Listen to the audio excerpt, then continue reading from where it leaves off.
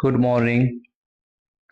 आज से आपके लिए डेली 20 क्वेश्चंस जनरल कंपटीशन के रहेंगे।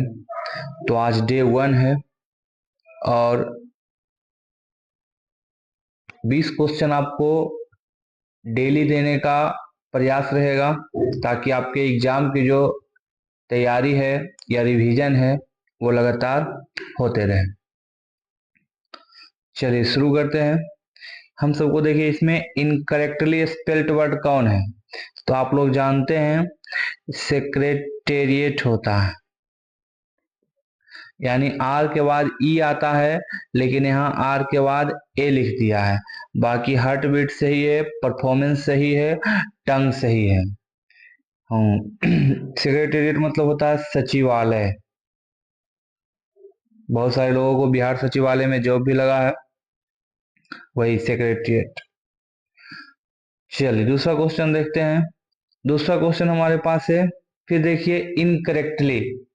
अब यहाँ गीगल से ही लिखा हुआ है, ग्रिडल से ही लिखा हुआ है, जिंजर। देखिए जिंजर होता है GINGER, जिंजर माने अदरक। गीगल मतलब होता है खिलखिलाना। ग्रिडल मतलब होता है घेरना। ग्रिडल मतलब होता है घेरना। और जायंट मतलब तो आप लोग जानते ही हैं, विशाल, बड़ा। तो गलत जो लिखा हुआ है वो जिंजर गलत लिखा हुआ है।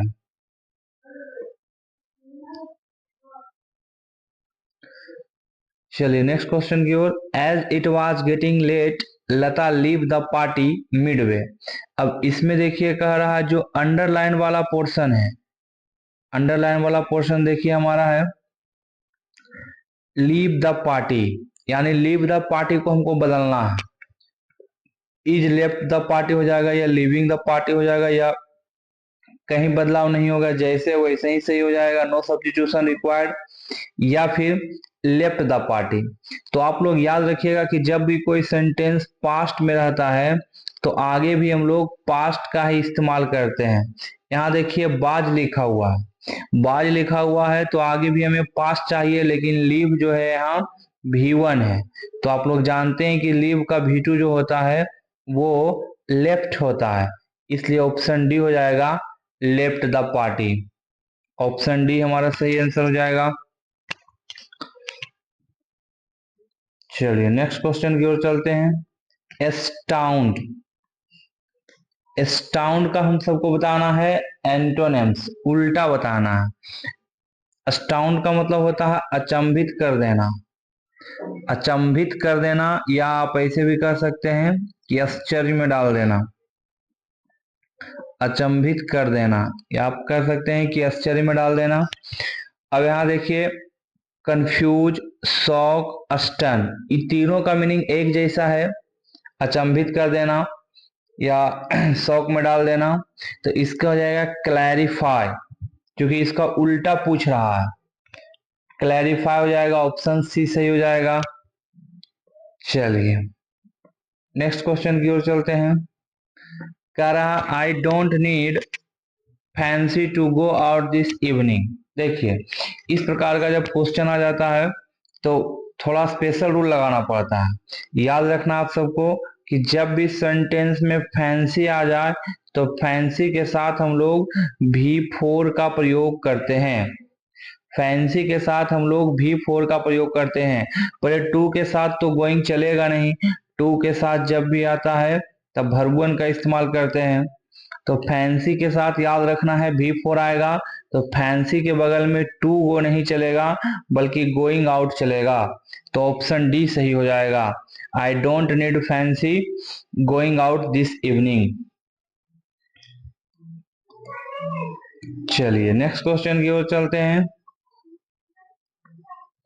Nobody fed him when he was starving। इसका देखिए पैसिव वॉइस बनाना है। पैसिव वॉइस बनाते समय हमको सिंपल सा ध्यान रखना है कि नोबडी लगा हुआ तो एक तो सेंटेंस निगेटिव रहना चाहिए। तो देख रहे हैं कि सारा सेंटेंस निगेटिव में ही है। फिर देखिए आया फेड, फेड बना है फीड से, फीड है V1 और V1 का V2 होता है फेड। तो आप लोग जानते हैं कि जब V1 रहता है तो V1 या V5 रहता है तो पैसिव वॉइस में आता है इज, एम, आर। तो इज वाला ऑप्शन तो कट जाएगा क्योंकि ये है पास्ट में। अब फीड रहता तब हम लोग ईजेएमआर खोजते हैं। यहाँ फेड, फेड है V2। और अगर V2 आ जाता है तो हम लोग बनाते हैं वाज या वर की सहायता से पैसिव वॉइस। तो हेड वाला भी खत्म हो जाएगा। अब ही के साथ यहाँ देखिए बेयर लिखा हुआ है, तो ही के साथ तो बेयर लगेगा नहीं, तो हमारा ऑप्शन डी सही हो जाएगा। He was not fed by anybody when he was starving. चलिए नेक्स्ट क्वेश्चन की ओर चलते हैं। रिटालिएट, रिटालिएट मतलब होता है जवाब देना, प्रत्युत्तर देना। इसका सेम मीनिंग पूछ रहा है, तो आप लोग जानते हैं क्लैप मतलब होता है ताली बजाना, रोटेट मतलब घूमना, और फैसिलिएट मतलब होता है आसान या सुविधाजनक बना देना। फैसिलिएट का मतलब होता है आसान बना देना या सुविधाजनक बना देना। और रिएक्ट मतलब हो गया प्रत्युत्तर देना, रिएक्ट करना। तो रिटालिएट का सिनोनिम जो हो जाएगा वो हो जाएगा रिएक्ट। चलिए नेक्स्ट क्वेश्चन देखिए, कह रहा है कैट्स पांव, इसका एडम बताना है कि कैट्स पांव का अर्थ क्या होता है। तो आप लोगों को याद रखना है कैट्स पांव का अर्थ होता है अपना स्वार्थ निकालने के लिए किसी अन्य व्यक्ति का इस्तेमाल करना।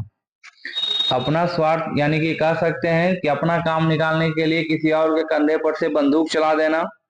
तो a person used as a tool by another, याद रखना आप सबको। कैट्स पांव का अर्थ हो गया a person used as a tool by another.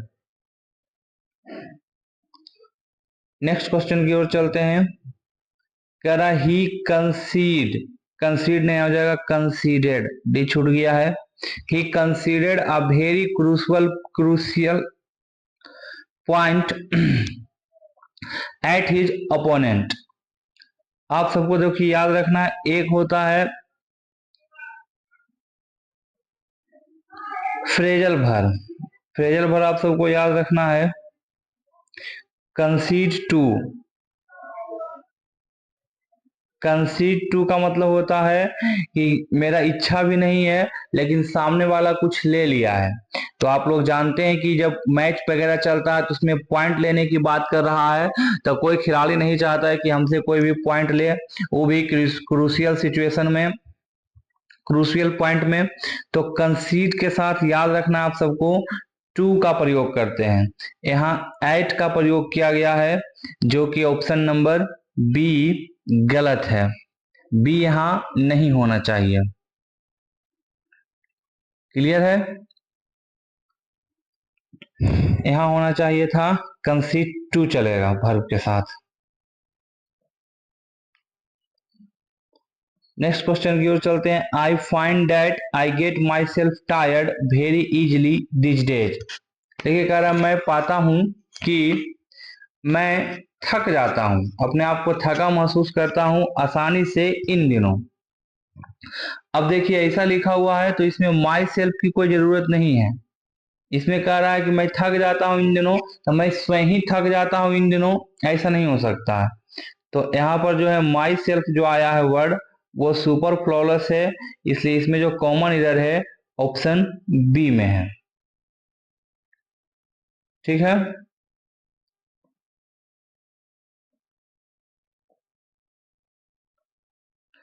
Next question चलते हैं। इन द लाइमलाइट, इसका एडम का मीनिंग बताना है। पीछे आया था कैट्स पांव, इस बार आया है इन द लाइमलाइट।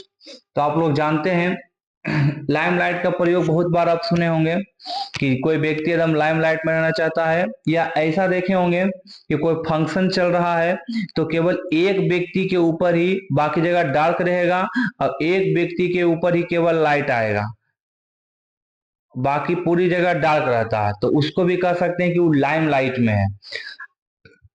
तो इससे आप लोग आसानी से समझ गए होंगे द सेंटर ऑफ अट्रैक्शन, क्योंकि जहां टॉर्च जा रहा, जहां लाइट जा रहा होगा सारे लोगों का ध्यान वहीं होगा। तो याद रखना है इन द लाइमलाइट का हो जाएगा द सेंटर ऑफ अट्रैक्शन।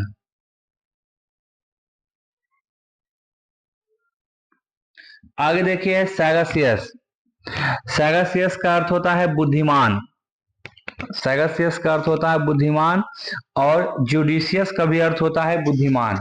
याद रखना आप सबको। प्रीसियस माने कीमती, डिलीशियस माने स्वादिष्ट, मलेशियस मतलब होता है कहीं पर भी लगा हुआ रहता है मेल, तो समझ जाना आप सबको कि दुर्व्यवहार, नफरत की भावना से देखना। तो सैगेसियस का सिनोनिम जो हो जाएगा वो जुडिशियस हो जाएगा। दोनों का मतलब होता है बुद्धिमान।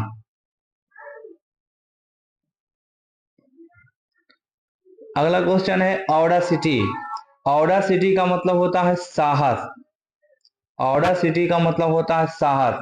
मीकनेस मतलब हो गया सीधापन। कॉजन मतलब हो गया सावधान। काइंडनेस मतलब दयालुता। तो ऑडासिटी साहस का हो जाएगा डेयरिंग। डेयरिंग का मतलब भी होता है साहस। तो सिनोनिम पूछ रहा है तो ऑडासिटी का हो जाएगा डेयरिंग।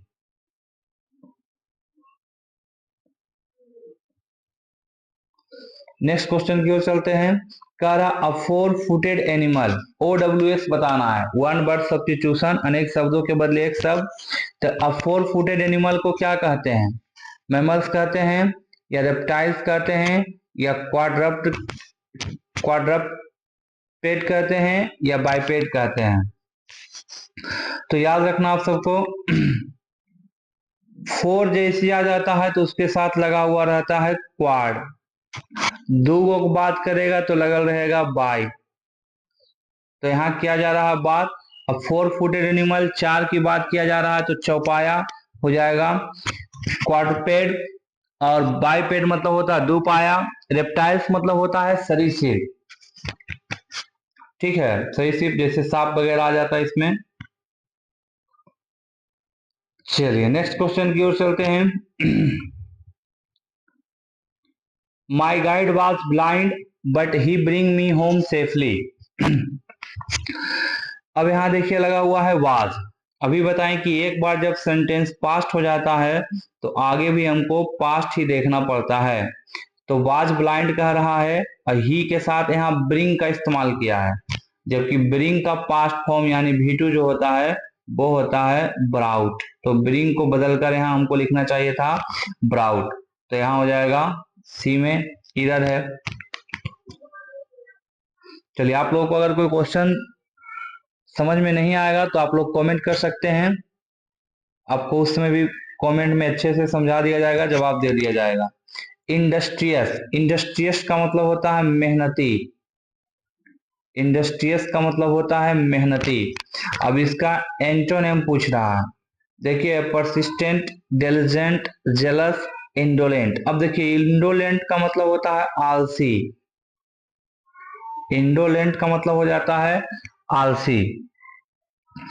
और जेलस मतलब तो आप लोग जानते ही होता है उत्साही। परसिस्टेंट का मतलब होता है लगातार। परसिस्टेंट का मतलब होता है लगातार। और चलिए हो ही गया, इंडस्ट्रियस मतलब हो गया मेहनती। अब इसका उल्टा कह रहा था, इंडोलेंट हो जाएगा मेहनती का आलसी। लेकिन अगर सिनोनिम पूछता तो ऑप्शन बी हम टिक करते, डिलीजेंट। डिलीजेंट मतलब भी होता है मेहनती। और एक तो आप लोग बचपन से ही पढ़े होंगे लेबोरियस। लेबोरियस का मतलब भी होता है मेहनती।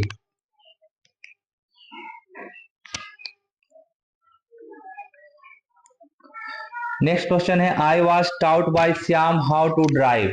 देखिए अभी बताए थे कि जब V2 रहता है तब हम लोग बाज का इस्तेमाल करते हैं। तो टाउट खुद V2 है, हालांकि यहाँ पैसिव वॉइस में तो यहाँ V3 लिखा हुआ है, क्योंकि टीच का V2 भी टाउट होता है और V3 भी टाउट, V2 भी टाउट और V3 भी टाउट।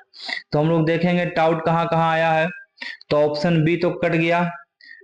फिर ऑप्शन सी में देखिए हैज लगा हुआ है हैज के बाद V3 आता है, ये भी खत्म हो गया। अब दो में है, एक में है Shyam taught me how to drive और एक में है I taught Shyam how to drive. अब चूंकि देखिए बनाया हुआ है पैसिव वॉइस में, तो पैसिव से जब हम लोग एक्टिव में बदलेंगे तो उल्टा हो जाएगा, यानी पीछे की ओर से आगे आएगा। तो हो जाएगा Shivam taught me how to drive. Option number A सही हो जाएगा, Shivam taught me how to drive. Clear है? आपको किसी भी प्रकार का समस्या होगा तो आप कमेंट कर सकते हैं।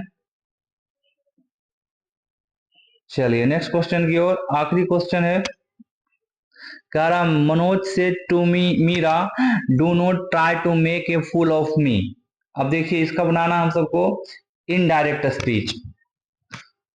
इनडायरेक्ट स्पीच बनाना है तो सारे में अभी तक लिखा हुआ Manoj told Meera, Manoj told Meera, Manoj told Meera, इसमें कहीं पर कोई फॉल्ट नहीं है।